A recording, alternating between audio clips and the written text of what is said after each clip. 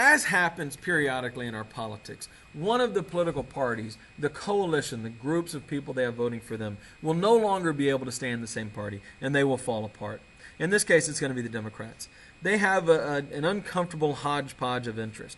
You've got your prohibitionist and your Klansmen and your fundamentalist Southerners, those are Southerners all, who are Democrats because they hate the Republicans because of the Civil War. But then in the Northeast, you also have your Catholics, your immigrants, and your urban workers.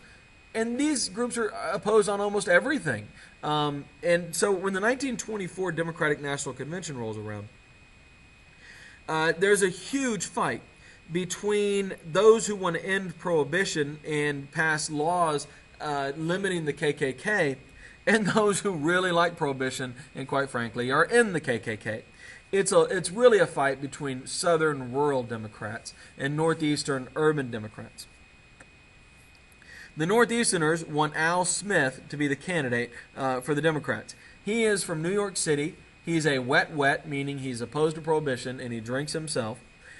And more importantly, he's a Catholic.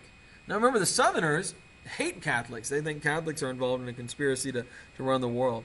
And they want McAdoo, William McAdoo. This is Woodrow Wilson's Secretary of the Treasury.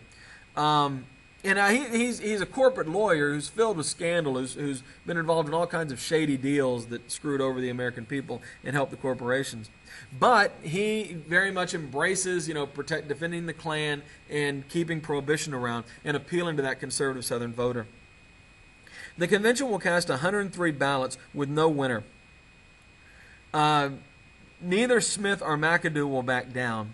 And so the party has to turn to an uninspiring compromise candidate, the corporate lawyer John Davis.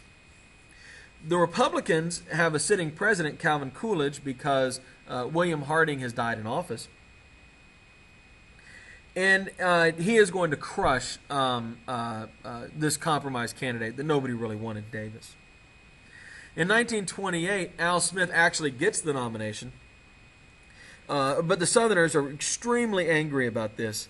And the Democrats, for the first time since the Civil War, will actually lose, or really since Reconstruction, will actually lose some Southern states who are so outraged at the idea of a Catholic being on the ballot for the Republicans.